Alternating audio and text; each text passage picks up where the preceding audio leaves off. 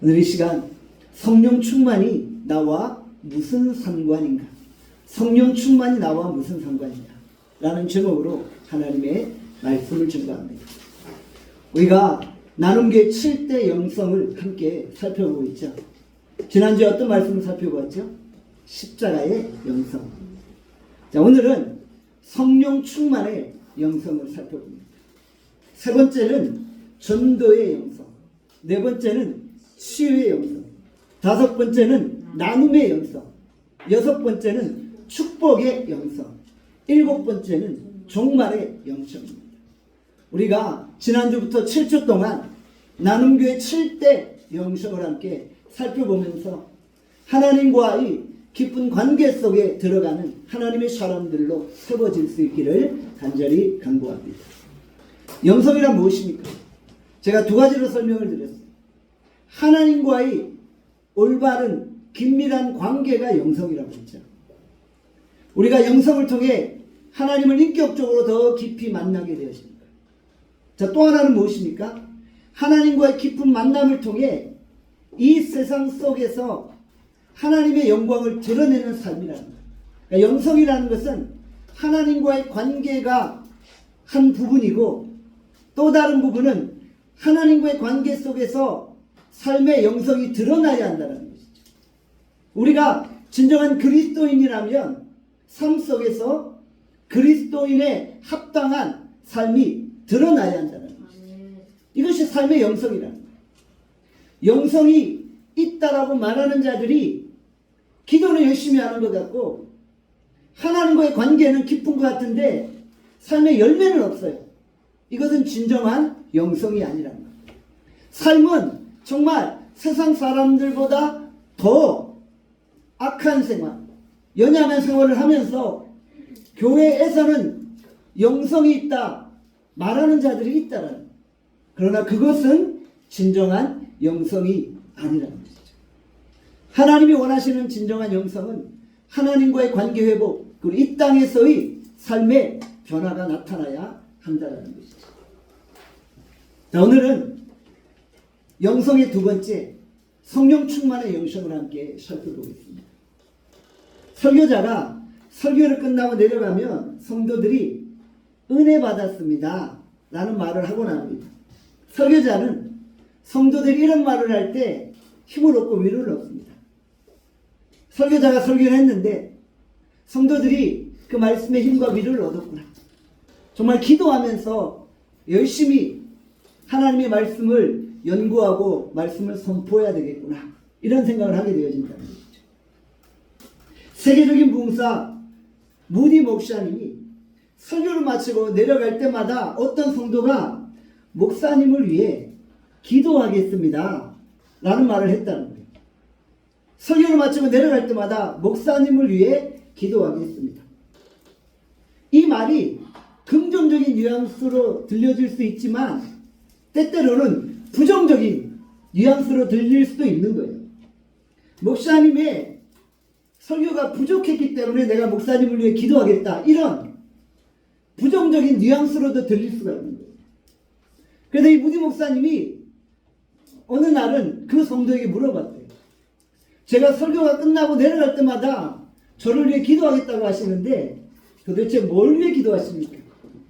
그랬더니 이 성도가 하는 말이 목사님이 성령 충만하시도록 기도합니다, 이러더라는 거예요. 이 목사님이 이야기를 듣고 근심에 빠진 거예요. 도대체 설교자가 설교를 하고 내려가는데 성도가 보기 얼마나 목사님이 성령 충만하지 않았으면 그냥 매주 설교 끝날 때마다 성령 충만을 위해 기도한다고 말했을까? 내가 정말 성령 충만한가? 내가 오늘도 성령 충만한 삶을 살고 있는가? 이런 고민에 빠졌다. 그리고 주께 기도하기 시작했대요. 주님, 저에게 성령 충만을 주십시오. 성도들이 저런 말 하지 않도록 나에게 성령의 충만함을 강력하게 나타내게 알려주십시오. 모세는 그 얼굴에 영광의 광채가 비춰서 성도들이 바라볼 수 없을 정도였다고 하는데 나에게도 그런 성령의 능력과 권능이 나타나게 해주십시오. 이렇게 기도했다. 그리고 어느 날 길을 걷는데 갑자기 마음에 성령 충만을 위해 기도하고 싶었다는 거예요. 그래서 길 가다가 그 자리에 무릎을 꿇고 성령을 부어주십시오 이렇게 기도를 했다. 그런데 길가에서 그 기도를 들으시고 성령께서 강력하게 임재하신 거예요. 자기가 주체할 수 없을 정도의 그 강력한 임재가 나타난 거예요. 그 이후로 목회가 달라지고 전도가 달라지고 사역이 달라졌다. 삶이 달라지고 사역이 달라지고 교회가 달라졌다. 이 무디 목사님이 그 이후에 성령 충만하여 어느 강단에 서든지 정말 불의 말씀이 선포되어집니다. 그 말씀을 듣는 자들이 다 변화되고 새롭게 되어지는 역사가 나타나게 되었다는 것이죠. 성령을 체험해 본 자만 이 의미를 알 수가 있습니다. 성령의 강력한 임재를 경험해 본 자만 이 말의 의미를 알 수 있게 되어진다는 거예요. 여러분들, 오늘 여러분들이 정말 이 성령의 충만함을 사모하십니까? 성령의 임재를 사모하십니까? 성령의 충만함이 있어야만 주의 일들을 감당할 수 있는 거예요. 성령의 충만함이 있어야만 온전한 그리스도인으로 살아갑니다. 내가 하나님과의 관계는 깊은데 왜 삶에서 열매가 나타나지 않나요? 성령 충만하지 않기 때문에. 내가 어떤 연약함과 죄 가운데 빠질 때 성령 충만한 자는 성령의 근심함을 느끼는 거예요. 내가 범죄하려고 하면 성령께서 엄청 근심함을 나로 느끼게 하는 거예요. 그러니까 범죄의 자리로 나아가려고 하다가도 돌이키는 거예요. 성령의 근심을 느끼기 때문에. 성령 충만한 자는 삶에 변화가 나타날 수밖에 없다는 것이죠. 예수님이 승천하시기 전에 성령을 부어주시겠다고 약속하셨잖아요. 그리고 그 약속대로 성령이 우리 가운데 임하게 된 것이죠. 요엘서 2장에 성령을 부어주시겠다고 약속하셨죠. 그 약속이 사도행전에 그대로 이루어지게 되었다는 것이죠. 사도행전 1장 8절에 보면 성령 충만이 어떠한 능력을 나타내는지를 정확하게 언급하고 있습니다. 사도행전 1장 8절 말씀 같이 읽습니다. 오직 성령이 너에게 임하시면 너희가 권능을 받고 예루살렘과 온 유대와 사마리아와 땅끝까지 이르러 내 증인이 되리라 하시니라. 성령 임재가 있어요. 성령의 충만함이 있어요. 어떤 일들이 일어납니까? 권능이 나타납니다. 저와 여러분들에게 성령 임할 때 권능이 나타납니다. 권능은 두나미스예요. 두나미스. 권능은 헬라어로 두나미스예요. 두나미스는 무엇입니까? 두나미스에서 영어 다이너마이트가 나왔죠. 강력하다는, 폭발력이 있다. 권능이 나타나는, 능력이 나타나는. 바로 성령은 권능과 능력을 불러일으킨다는 것입니다. 성령이 임할 때 다이너마이트와 같은 강력한 폭발력이 우리 가운데 나타난다. 그러니까 성령을 체험한 자는 가만히 있을 수가 없습니다. 저는 여러분들이 성령을 충만하게 경험하여서 강력한 능력의 삶을 살아갈 수 있기를 바랍니다. 너무 강력하게 성령이 임하다 보니까 주님 그만 부어주세요. 이제 더 이상 감당 못하겠어요. 이런 일들이 여러분 가운데 일어날 수 있기를 간절히 축원합니다. 여러분들 성령 임하면 다이너마이트 같은 폭발력이 있는 거예요. 그래서 모든 막힌 장벽들이 다 부서지게 되는 거예요. 우리를 방해하는 모든 대적들이 그 다이너마이트 같은 폭발력 앞에 다 쓰러지게 되는 거예요. 모든 어둠의 세력들이 떠나가는 거예요. 상처들이 치료되는 거예요. 그 다이너마이트와 같은 폭발력으로 말미암아 질병이 치료되어지고 삶의 모든 문제들이 해결되어 진다는 것입니다. 우리가 성령을 받게 되면 상상할 수 없는 권능과 능력이 우리 가운데 나타나게 되어집니다. 그런데 대부분의 성도들이 이 성령에 대해서 관심이 없어요. 성령이 나와 무슨 상관인가 이런 생각을 할 때가 있어요. 여러분들 어떠신가요? 성령에 대해서 관심이 있으신가요? 성령 충만함에 대해서 관심이 있으신가요? 오늘 설교 제목이 무엇이죠? 성령 충만이 나와 무슨 상관인가요? 여러분들 혹시 이런 생각을 하고 계세요? 목사님이 앞에서 성령 충만을 떠드시는데 성령 충만이 나와 무슨 상관이야? 그게 뭐란 말이야? 나는 아무런 관련이 없어. 이런 생각을 하고 있지는 않나요?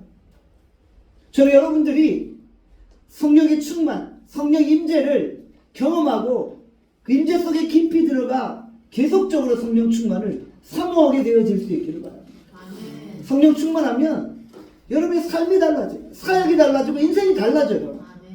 모디 목사님이 성령을 강력하게 체험한 이후에 사역이 달라지고 인생이 달라지고 교회가 달라지고 그런 말미암아 민족이 뒤집어졌잖아요. 성령 충만한 민족 가운데 하나님의 놀라운 변화의 역사가 일어나게 되어진다는 겁니다. 사도행전 19장 1절에서 2절에 보면 성령을 알지 못하는 자가 어떻게 반응하는지가 나타나고 있어요. 우리 함께 읽어봅시다. 시작. 아볼로가 고린도에 있었는데 바울이 윗지방으로 다녀 에베소에 와서 어떤 제자들을 만나 이르되 너희가 믿을 때 성령을 받았느냐? 이르되 아니라 우리는 성령이 계심도 듣지 못하였노라.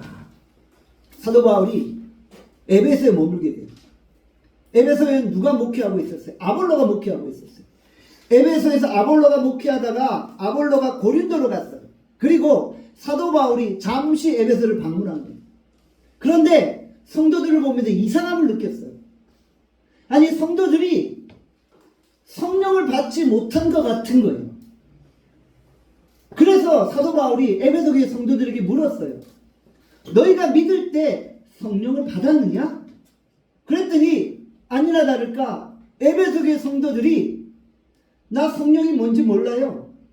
성령이 뭔지를 모른다니까요. 그게 뭐예요? 이렇게 대답하고 있는 거예요. 우리는 성령의 계심도 듣지 못하였노라 라고 고백을 합니다. 사도 바울이 깜짝 놀란 거예요. 아니 아볼로가 에베소 교회에서 목회를 하면서 엄청나게 지식을 가르쳤어요. 아볼로는 탁월한 학문과 지식을 가지고 있는 자예요. 아볼로는 지식적으로 아주 탁월하고 뛰어난 자예요. 그래서 에베소 교회 성도들에게 지식적인 부분을 엄청 가르친 거예요. 우리식으로 말하면 아주 정통 보수 신학을 가르치는 그런 신학자들처럼 아주 그냥 지식적으로 엄청 가르쳤어요. 그런데 성령을 제대로 가르치지 않는 거예요. 왜 아볼로가 성령을 제대로 가르치지 않았을까요? 본인이 성령 체험이 없으니까. 여러분들 본인이 성령 체험이 없으면 성령을 가르칠 수가 없는 거예요. 그러니까 아볼로는 학식과 지식과 말씀에 대한 그 지식은 충만했는데 성령 체험이 없었던 거예요. 그래서 사도 바울은 달랐잖아요. 사도 바울은 다메섹 도상에서 피 가운데 임하시는 그 하나님을 경험했잖아요. 예수 그리스도를 경험했잖아요. 그 위에 성령 충만한 삶을 살았잖아요. 딱 에베소 가서 보니까 성도들 위에 성령의 역사하심이 없는 거예요. 정말 안타까운 상황이에요. 아주 신령한 은사자가 나눔교회에 왔는데 나눔교회 안에 성령의 능력이 나타나지 않는 거예요. 이런 일이 우리 가운데 벌어져서는 안 된다는 거예요. 은사자가 와서 나눔교회를 바라보면서 너희가 성령을 받았느냐 이렇게 물으면 안 된다는 거예요. 들어와서 딱 보니까 성도들의 얼굴이 다 픽신하고 저들의 그 얼굴과 그 예배드리는 모습을 보니까 다 성령의 충만함이 있는 거예요. 막 성령 충만해도 어찌할 줄 몰라고 설교자처럼 막 방방 뛰는 거예요. 찬양할 때 방방 뛰고 기도할 때 막 주여 부르짖고 막 이런 일이 일어나는 거예요. 그런 성령의 충만함과 역사들이 우리 가운데 일어나야 한다는 거예요. 그래서 사도 바울이 에베소의 성도들을 한 사람 한 사람 세워놓고 안수기도합니다. 성령을 받게 해주십시오. 그럴 때 모두가 성령을 받고 저들이 이제 성령에 사로잡힌 바 된 삶을 살게 되었다는 것이죠. 무슨 이야기입니까? 믿기는 믿는데 성령을 충분하게 받을 수도 있고 성령의 충만함을 모른 채 믿을 수도 있다는 거예요. 분명히 우리에게 말씀하는 거예요. 다 믿는 것 같아요. 다 예수 잘 믿는 것 같아요. 겉으로 보기에는. 그런데 성령을 충만하게 체험하고 믿을 수도 있고 성령을 충만히 체험하지 못한 채 믿을 수도 있다는 것이죠. 성령 충만의 영성이란 무엇입니까? 내가 성령의 충만함으로 말미암아 삶에서 성령의 능력이 나타나는 거예요. 내 인생에 성령이 왜 필요합니까? 혹시 모르시나요? 우리 나눔교회 성도들은 한 사람도 이렇게 묻지 않기를 원합니다. 성령 충만이 내게 무슨 소용이 있습니까? 성령 충만이 내게 무슨 필요가 있습니까? 라고 묻지 않기를 바랍니다. 성령 충만이 나와 아주 밀접한 관련이 있다. 긴밀한 관련이 있다. 성령은 삼위일체주의 제2격인 하나님이십니다. 성령은 예수의 영이십니다. 그래서 우리가 성령을 받게 해주십시오 이렇게 말할 때 그 의미를 정확하게 이해해야 되는 거예요. 우리가 성령을 주시옵소서 이렇게 기도하잖아요. 그런데 예수를 주십시오 이렇게 기도하진 않잖아요. 성령은 삼위일체의 제2격인 예수의 영이에요. 그런데 예수를 주십시오 이렇게 기도하진 않잖아요. 그러나 우리는 성령을 주십시오 이렇게 기도한다는 거예요. 그러니까 여기서 성령을 달라고 기도하는 것은 우리 안에 예수의 영이 충만해서 예수의 그 지배하심과 다스리심으로 살게 해주십시오 이런 고백이랍니다. 예수님도 제자들에게 숨을 내쉬며 이르시되 성령을 받으라 라고 말씀하십니다. 우리 안에 성령의 지배와 다스리심이 있어야 됩니다. 성령 충만한다는 것은 성령께서 나를 다스리신다, 통치하신다. 내가 더 이상 내 것을 주장하지 아니하고 나는 예수 그리스도에 속한 자라는 것을 고백하는 거죠. 나의 주인됨이 예수께 있음을 고백하는 거예요. 이게 성령 충만의 역사라는 것이죠. 자, 고린도전서 12장 3절에 이렇게 말했습니다. 같이 읽습니다. 시작. 그러므로 내가 너희에게 알리니 하나님의 영으로 말하는 자는 누구든지 예수를 저주할 자라 하지 아니하고 또 성령으로 아니하거든 누구든지 예수를 주시라 할 수 없느니라. 자, 성령은 예수의 영이라고 했어요. 그래서 성령을 받은 자는 예수님을 저주할 수 없는 거예요. 성령은 예수의 영이에요. 예수의 영이 내 안에 임하는데 내가 어떻게 내 입으로 예수님을 저주하겠어? 성령을 받은 자는 예수님을 부인할 수 없는 거예요. 예수의 영을 받았는데 예수님을 어떻게 부인하겠어요? 부인할 수 없어요. 성령이 아니고서는 예수님을 주로 고백할 수 없는 거예요. 여러분들 예수님이 나의 주되심을 고백합니까? 예수님이 그리스도이심을 고백합니까? 그러면 여러분들은 이미 성령을 받은 거예요. 우리가 이런 찬양을 오늘 올려드렸어요. 예수는 그리스도 예수는 주 하나님의 영으로 경배드리는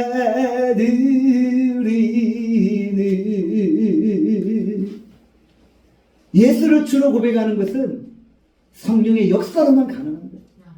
우리가 오늘 예수는 주, 예수는 그리스도로 고백했다면 우리 안에 성령이 있는 거예요. 말씀처럼 성령이 아니고서는 누구든지 예수를 주로 고백할 수 없다고 했어요. 다른 말로 하면 뭐라고 해요? 성령을 통해 예수를 주로 고백하게 되어집니다. 예수를 고백하는 자는 그 안에 성령이 있다.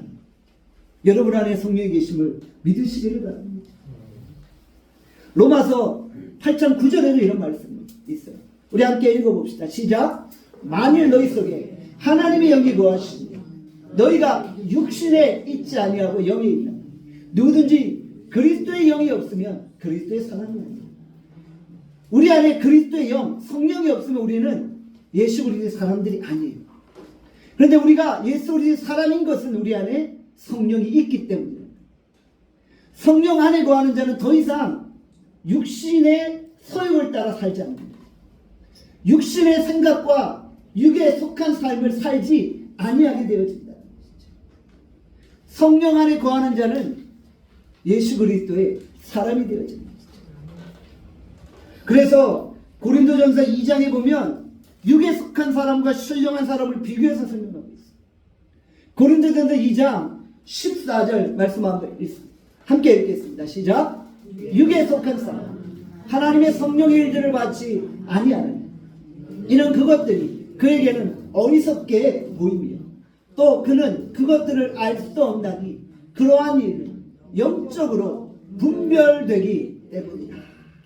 육에 속한 사람은 성령을 받지 못했기 때문에 성령의 일에 대해서 전혀 관심이 없어요.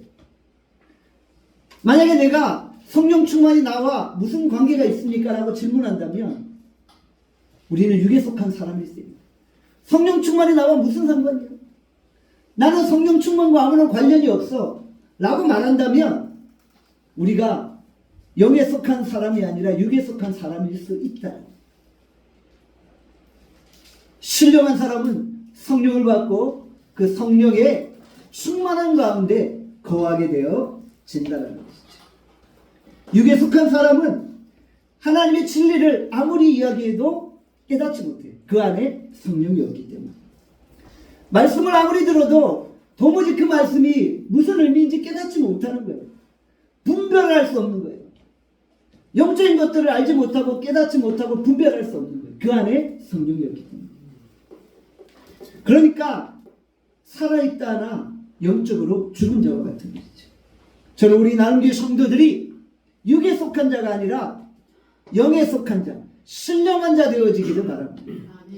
성령을 받았고 또 성령을 사모하고 성령 충만한 가운데 오늘을 살아갈 수 있기를 원합니다. 오늘 이 예배 이후로 여러분들이 성령 충만이 나와 아무런 관련이 없어 이런 말을 더 이상 하지 않기를 바랍니다. 내 인생에 성령 충만은 꼭 필요해. 성령 충만은 나에게 반드시 필요해. 나 성령 충만 없으면 못 살아 라고 고백하실 수 있기를 주님의 이름으로 축원합니다. 자, 성령 충만은 성령으로 가득 채워진다는 의미가 있습니다. 이 충만이라는 표현은 컵에 물을 담는 것과 같은 거예요. 컵에 물을 담아요. 그러면 이 컵이 물로 가득 채워지잖아요. 이것이 충만하다는 의미예요. 우리의 이 마음이 있어요. 마음 그릇이 있어요. 마음 그릇에 성령을 부어주시면 성령이 채워지는 거예요. 이 성령이 충만하게 fully 채워지는 거예요. 이게 성령 충만합니다. 우리의 생각과 사고조차도 성령이 지배를 받는 거예요. 우리의 마음이 성령으로 충만하니까 마음속에서 나오는 생각들이 어떤 생각이 돼요? 영적인 생각이 됩니다. 우리의 생각과 사고가 다 영적인 것이 되어버립니다. 왜냐하면 우리의 성령 충만한 마음속에서 나오는 생각, 나오는 말이 다 신령하고 영적인 것이 되어집니다. 그러니까 이 영성이라는 게 뭐라고요? 삶에서 드러나는 거라고요. 내 안에 성령 충만한데 입 밖으로 나오는 말들은 아주 거칠고 아주 비속어가 난무하고 음란패설이 난무하고 남을 저주하고 욕하는 말이 난무하고 이렇게 될 수 없다는 거예요. 우리가 성령이 충만하면 충만한 성령의 이 생각들이 우리 입을 통해 밖으로 나오게 되는 거예요. 나는 신령한 성령으로 충만한데 입 밖으로 나오는 거 욕이야, 저주야, 비난이야, 비방이야 이렇게 될 수 없다.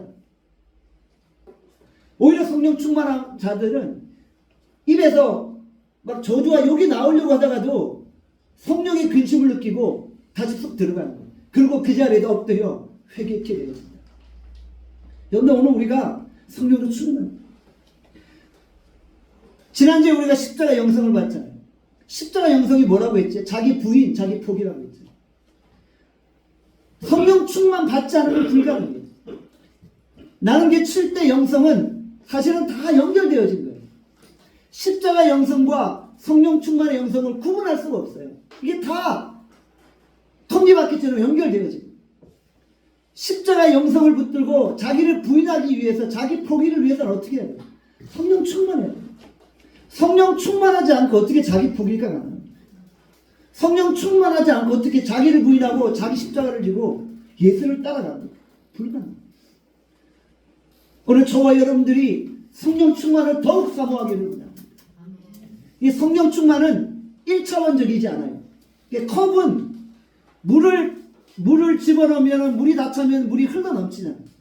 컵은 물을 채우면 더 이상 물이 차지 않잖아요. 그 다음부터 흘러 넘치잖아요. 그런데 이 성령 충만은 다르다는 거예요. 우리의 마음 그릇이 있어요. 이 마음 그릇에 성령이 채워졌어요. 가득 채워졌어요. 그러면 이제 끝나는 게 아니라 가득 채워졌는데 내일 성령을 또 부어주세요. 그러면 또 가득 채워지는 거예요. 컵에 성령이 담기고 그 다음부터는 이렇게 낭비처럼 흘러 넘치는 게 아니라 계속 담기는 거예요. 이거는 1차원적인 게 아니라 고차원적인 거예요.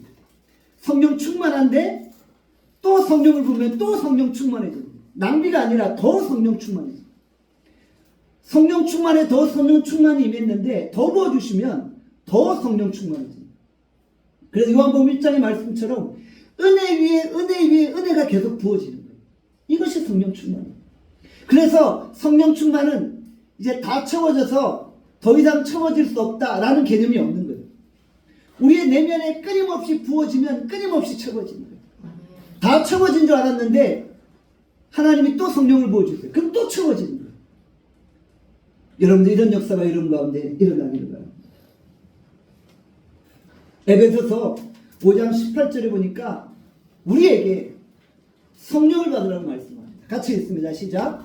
술 취하지 말라. 이런 방탕한 것이니 오직 성령으로 충만함을 받으라. 성령으로 충만함을 받으라. 예수님도 이런 말씀을 하셨죠. 숨을 내쉬며 가라사대 성령을 받으라고 말씀하셨죠. 에베소서 5장은 성령 충만과 술 취함을 대비해서 설명하고 있습니다. 술 취하지 말라. 성령 충만함을 받으라. 서로 평행적 대칭 구조를 이루고 있는 거예요. 술 취함과 성령 충만함 정말 서로 전혀 어울리지 않는 것 같잖아요. 전혀 어울리지 않는 두 문장을 함께 결합해 놓았어요. 그런데 성경에는 이 아주 중요한 의미가 담겨져 있다는 것이죠. 자, 성령 충만과 술 취함은 헬라어가 가진 독특한 언어적 특징을 사용하고 있습니다. 취함과 충만함은 헬라어에서 한 어원을 가지고 있다. 한 어원, 한 뿌리에서 파생된 단어라는 거예요. 헬라 원어적 의미는 둘 다 지배를 받는다. 취함과 충만함은 둘 다 지배를 받는다는 의미를 가지고 있는 거예요. 술 취하면 어떻게 됩니까? 술의 지배를 받아요.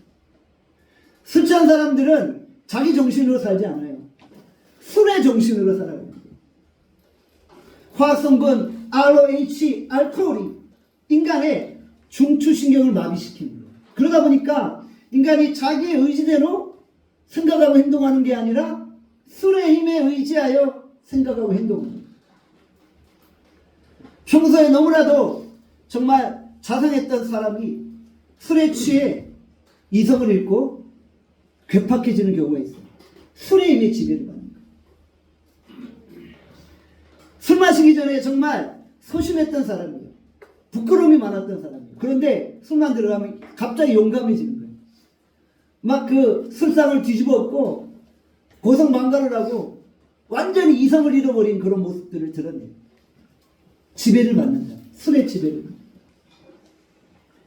성령 충만도 마찬가지예요. 성령 충만하기 전에는 그냥 내 생각, 내 의지대로 살았어요. 그런데 성령 충만하고 나니까 어떻게 돼요? 성령의 의지대로 살아가는 거예요. 술 취함과 똑같다는 거예요.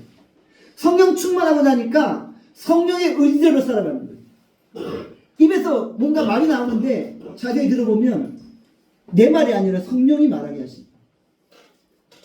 이건 도저히 내 생각이 아닌데 성령께서 생각나게 하셔서 말하는 게 되어버립니다. 이것이 성령 충만. 그러니까 술 취함도 지배를 당해요. 성령 충만도 지배를 당해요. 술 취함은 술의 지배를 당해요. 성령 충만은 성령의 지배를 당해요. 이 두 단어의 헬라어적 어원은 똑같다. 지배를 당한다.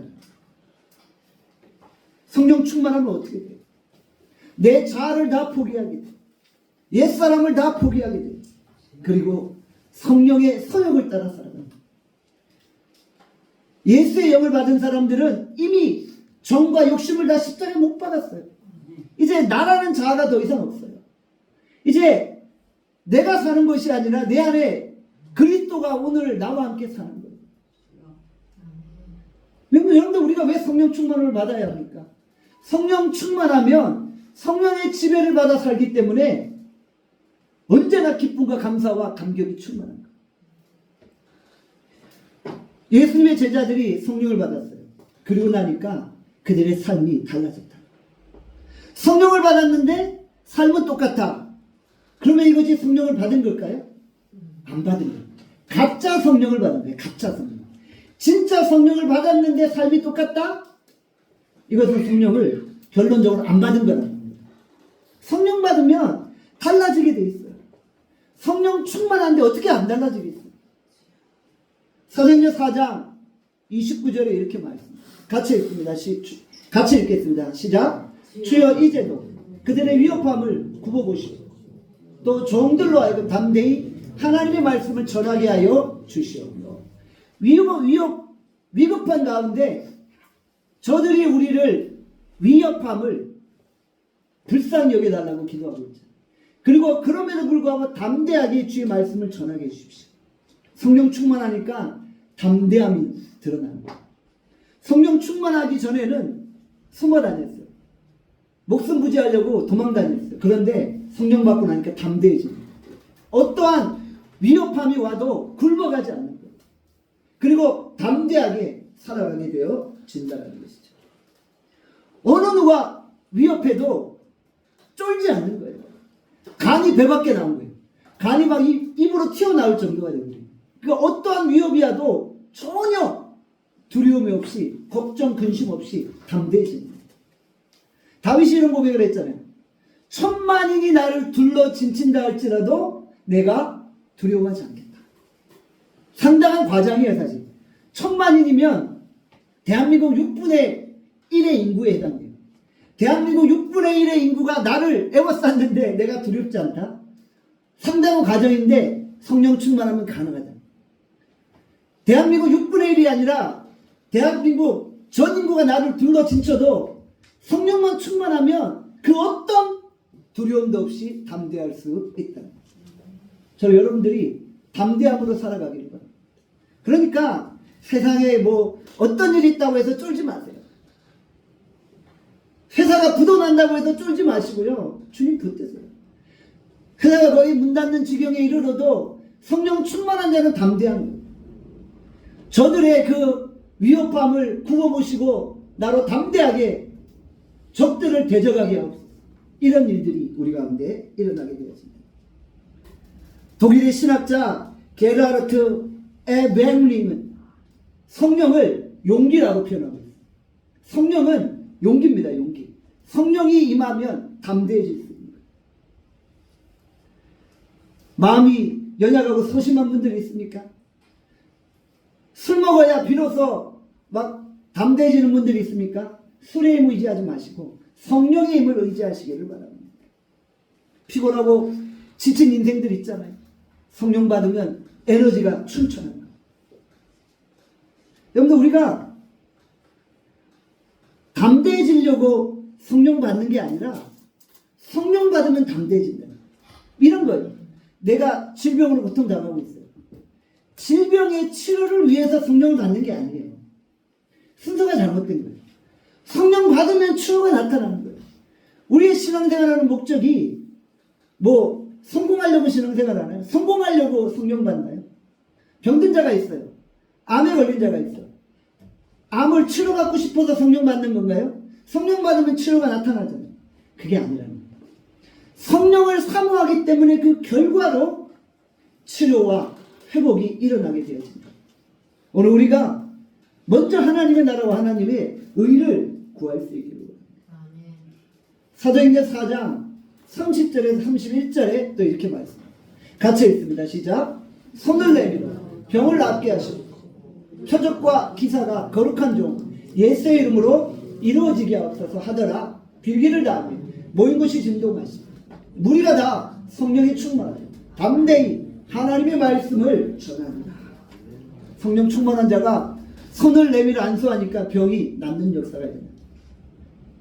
병을 낫는 능력을 나타내려고 성령을 사모하는 게 아니에요. 그 은사를 받아야 될 이유를 잘못 해석합니다. 내가 뭐 치유의 능력을 나타내고 병 고치는 사역을 하려고 성령 받는 게 아니라 그냥 순수하게 성령을 사모하고 성령 충만을 구하니까 하나님이 막 은사를 주시는 거예요. 능력이 나타나는 거예요. 그러니까 능력 받은 자가 나중에 왜 주님이 내가 너를 모른다라는 이런 책망을 듣게 돼요. 성령 받고 능력이 나타나니까 그 능력을 자기의 명예를 위해서 자기의 소욕을 위해서 사용하기 때문에 하나님이 나중에 내가 너를 모른다라고 책망 듣게 되어지는 것입니다. 사도행전 3장에 보니까 성전 미문에 앉은 안진뱅이가 있었죠. 베드로 요한이 성령 충만하여서 기도 시간에 성전으로 들어가고 있었어요. 눈앞에 안진뱅이가 보인 거예요. 그 안진뱅이는 항상 평소에 그 자리에 있었던 사람이에요. 베드로 요한도 항상 기도의 자리로 나아갔기 때문에 그 걷지 못하는 데를 봤어요. 그런데 오늘따라 뭔가 느낌이 다른 거예요. 성령께서 베드로 요한에게 강력하게 임재하신 거예요. 오늘은 이 안진뱅이의 특별한 날이 될 것이다. 성령께서 감동하신 거예요. 내가 예수 이름으로 그 영혼을 이렇게 세워라. 성령의 감동이 있으니까 그에게 외친 거예요. 은과 금은 없거니와 내게 있는 것을 내게 주노니 나사렛 예수 이름으로 일어나 걸어라. 외칠 때 그가 일어나게 돼요. 여러분, 성령 충만한 자는 성령께서 말하시는 타이밍을 정확하게 포착하는 거예요. 평소 때 항상 만났던 사람인데 그날따라 뭔가 내가 입으로 복음을 전하고 싶어요. 그것은 성령께서 내게 말씀하시는 거예요. 그때 입을 벌리셔야 돼요. 그때 입을 다무시면 안 돼요. 제가 최근에 이런 일이 있었어요. 부활절이었어요. 우리가 부활절에 계란을 나눠드렸잖아요. 저도 전도를 하려고 계란을 딱 3개를 가지고 있었어요. 그런데 지나가는데 고등학생 3명이 내 앞으로 싹 지나가는 거예요. 평소 같으면 그냥 지나칠 거예요. 그런데 순간 딱 마음에 감동이 있는 거예요. 내 주머니에 포장한 삶은 계란 3개가 있어요. 내 앞으로 지나가는데 3사람의 고등학생이 웃으며 지나가요. 놓칠 수 없었어요. 성령께서 마음에 감동을 주십니다. 그래서 계란을 그들에게 주면서 예수님 부활하셨습니다. 만약에 그 순간 제가 아닌가 봐 이러고 지나쳤으면 성령의 음성에 순종하지 못한 것이 되었습니다. 평소 때도 그런 익명의 고등학생들이 많이 지나다니잖아요. 그런데 그날은 뭔가 다른 느낌을 받게 된 거예요. 그래서 외치게 됩니다. 여러분들 성령 충만한 자는 그냥 어느 순간 성령께서 감동하실 때 바로바로 즉각적으로 반응하셔야 돼요. 그게 성령의 음성 앞에 순종하는 거예요. 성령의 능력은 우리 안에 나타나는 게 아니잖아요. 위로부터 임하는 거예요. 그래서 사도행전 1장에 보니까 약속하신 것이 임할 때까지 기다리라고 했잖아요. 그러니까 우리 안에 성령의 능력이 있는 게 아니에요. 성령의 능력은 우리 안에 자생되어지는 게 아니에요. 위로부터 내리게 되어지는 거예요. 위로부터 성령이 임하게 되어지는 거예요. 오늘 이 시간이 위로부터 성령이 임하는 시간이 되어지기를 바랍니다.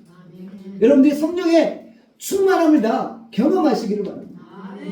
성령 충만이 나와 아무런 관련이 없다 생각하신다면 오늘 이후로 성령을 사모하시길 바랍니다. 주님, 내가 성령을 잘 몰라요. 오늘 내가 성령에 관한 말씀을 들었는데 내가 아직 성령에 관한 한 무지합니다.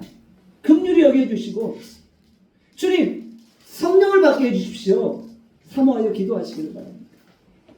제가 지난 주간에 기도하는데 어떤 환상을 봤어요. 요즘 우리 나눔교회가 교회 이전을 놓고 기도하고 있잖아요. 교회 이전을 놓고 기도하는데 하나님이 환상 가운데 우리 박민현 전사님을 보여주시는 거예요. 박민현 전사님이 뭐라고 계셨냐면 즉석 포커를 3장 사가지고 긁고 계신 거예요. 그걸 저한테 보여주시는 거예요. 그러니까 주님, 이게 뭡니까? 그랬더니 우리 박민현 전사님이 교회 이전하려면 재정이 필요할 텐데 하나님 이거 복권돼서 교회 헌금해서 교회 이전할 때 재정을 보충하게 해주시고 이렇게 기도하고 있다는 거예요. 성령께서 나한테 그 환상을 보여주시는 거예요. 제가 너무 감동해서 바로 전화했어요. 전에 복권 사셨어요? 근데 샀대요, 복권. 복권 산다고 이야기하시는 거예요. 여러분들, 근데 이 복권을 끊는다는 게 이게 사실 성경의 원리에 어찌 보면 안 맞을 수가 있어요. 왜냐하면 성경은 뿌린 대로 거둘 것을 이야기했잖아요. 내가 열심히 노력해서 그 노력의 대가를 받는 것을 성경은 말씀하시는 거예요. 그러니까 로또는 어떻게 보면 행운을 기다리는 거, 우연을 기다리는 거죠. 이게 성경적인 것은 사실은 아니에요. 여러분들 그렇지만 정말 하나님이 정말 꼭 필요하실 때는 그렇게라도 역사하시는 거예요. 이제 우리의 이 성경적 사고관이 한계를 두면 안 되는 거예요. 제가 분명히 말씀드려요. 로또를 사모하고 로또가 당첨되기를 구하는 것은 어찌 보면 성경적인 건 아니에요. 그렇지만 왜 우리가 성령을 제한해요? 성령은 무한하신 분이에요. 성령은 어떤 것도 제한할 수 없는 분이에요. 그러니까 만약에 꼭 필요하다면 하나님이 로또라도 당첨되게 하셔도 그렇게 역사하실 수도 있다 라고 인정하는 거예요. 그렇게 우리가 나가는 거예요. 여러분들 성령 충만하면 하나님이 무슨 일을 못하시겠어요? 저 여러분들을 통해 하나님이 어떤 일이라도 행하시기를 간절히 간구합니다. 여러분들 우리가 그 성령의 무한함을 체험, 성령은 보이지 않는 영이시잖아요. 우리가 체험하는 성령은 빙산의 일각과 같은 거예요. 우리가 체험하는 성령은 그 보이지 않는 영원한 세계에 아주 극소수에 불과해요. 우리가 성령을 더 강력하게 체험하면 체험할수록 우리는 더 은혜에 깊이 빠져드는 거예요. 우리가 바닷가에서 물놀이를 했던 때를 한번 생각해 보세요. 수영복을 준비하지 않았어요. 그냥 바지를 입고 바닷가로 들어가는데 그냥 수영복이 없기 때문에 양말만 살짝 벗고 물에 들어갔다가 나왔다 들어갔다 나왔다 발만 살짝 적시는 거예요. 그러다가 갑자기 큰 파도가 오는데 내가 타이밍을 못 잡아서 그 파도를 맞아버린 거예요. 그럼 어떻게 돼요? 옷이 다 젖어버려요. 에라 모르겠다. 그때부터 이제 들어가는 거예요. 그 전까지는 수영복 안 준비해서 되도록 옷 안 젖으려고 그렇게 놀고 있다가 한번 파도 맞으면 그때는 이제 들어가는 거예요. 성령의 역사가 이와 같은 거예요. 성령을 달라고 구하다가 어느 날 성령을 받게 되잖아요. 그러면 완전히 깊이 빠져드는 거예요. 그전에는 그냥 물에다 발만 담그다가 성령을 한번 강력하게 체험하면 성령이 바닷속에 깊이 빠져드는 거예요. 거기서만 헤엄치는 거예요. 거기서 주님과 함께 노는 거예요. 주님과 함께 뛰어노는 거예요. 저는 여러분들에게 그런 역사가 일어날 수 있기를 바랍니다.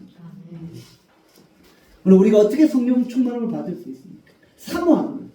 사모하면 임합니다. 누가복음 11장 13절의 말씀입니다. 같이 읽습니다. 시작. 너희가 악할지라도 좋은 것을 자식에게 줄 줄 알거든. 하물며 너희 하늘 아버지께 구하는 자에게 성령을 주시지 않겠느냐 하십니다. 성령을 어떻게 받아요? 구하면 받는 거예요. 하늘 아버지가 구하는 자에게 어찌 성령을 주시지 않겠느냐는 거예요. 그 여러분들 구하면 다 성령 받습니다. 구하면 다 성령 충만 받아요. 그러니까 구하시기를 바랍니다. 아직도 성령 충만을 모르신가요? 저는 안타깝게 정말 간절한 마음으로 요청합니다. 구하세요. 성령 충만 구하세요. 그 성령의 능력을 구하세요. 성령의 그 능력이 임하는 것은 차별이 없어요. 너는 잘나서 성령 주고 너는 못나서 성령 안 주고 너는 권세 있어서 주고 너는 권세 없어서 안 주고 그런 게 아니에요. 누구든지 주의 이름을 부르고 성령을 사모하면 다 받게 되어집니다. 그리고 성령 받으면 어떻게 돼요? 그 안에 권능이 나타납니다. 다이너마이트와 같은 폭발력이 있는 거예요. 내 삶이 달라지고 내 인생이 달라지고 성령 받으면 성령 받은 손으로 안수할 때 병이 치료되는 역사가 있어요. 성령 받은 자 앞에 서면 귀신들이 벌벌 떠는 거예요. 성령 받은 자 앞에서 어둠의 세력들이 벌벌 떨어 주рем능 치는 거예요. 잘못 건드렸다 뼈도 못 추리겠구나 이러면서 악한 어둠의 세력들이 떠나가게 되어지는 거예요. 그래서 영적인 세계에서는 성령 충만한 자를 귀신도 다 알아보는 거예요. 귀신이 성령 충만한지 성령 충만하지 않은지를 정확하게 알아본다니까요. 그래서 제가 이제 신학교 생활하면서 신학교에서 공부하면서 이런 생각을 해봤어요. 목사 안수 받기 전에 신학생들 다 귀신 앞에 세워놔야 됩니다. 목사 안수 받기 전에 귀신들 앞에 목사들 딱 세워놓고 목사 후보생들 세워놓고 귀신이 두려워 떠나 안 떠나 그거 보고 목사한테 주자. 너 누구야 이러면 목사한테 안 주고 귀신이 막 두려워하면 목사한테 주고 이런 일이 일어나요. 그만큼 목회사역에서 또 우리의 신앙생활에서 성령 임재 중요하다. 성령이 나와 무슨 관련이 있냐가 아니라 너무나도 밀접하고 필수적인 관련이 있는 거예요. 직장생활도 성령 충만해서 하세요. 상사들과 대화하고 업무할 때 성령 충만한 가운데 하세요. 연구원들이 연구할 때 성령의 지혜로 하세요. 하나님은 모든 것들을 통달하시잖아요. 연구원들이 어떤 기발한 연구를 할 때 기도하고 성령 충만한 가운데 하는 거예요. 하늘의 지혜를 내게 해주십시오. 그래서 내가 정말 이 연구를 능히 감당케 해주십시오. 그러면 성령께서 역사하십니다. 그럼 우리의 관심사가 성령이 되기를 바랍니다. 성령을 목말라 하시기를 바랍니다. 입만 열면 성령 이야기 하시기를 바랍니다. 우리의 관심사가 성령이 되고 성령을 갈급하고 성령을 사모하시길 바랍니다. 그리고 우리의 삶에서 그 성령의 역사가 나타날 수 있기를 주님의 이름으로 축원합니다. 기도하겠습니다. 사랑과 자비의 은혜가 풍성하십니다. 오늘 우리가 다 성령 충만하게 하나님의 그 거룩한 큰 일을 나타내고 선포하게 하여 주시오. 성령은 우리를 다스리시고 통치하기를 원하십니다. 우리가 철저하게 성령의 인도하심을 받으며 성령의 임재하심으로 충만케 하여 주시옵소서. 성령께서 우리 가운데 역사하시고 함께 하여 주시기를 간절히 빌고 소원하고 예수님의 이름으로 기도합니다. 아멘.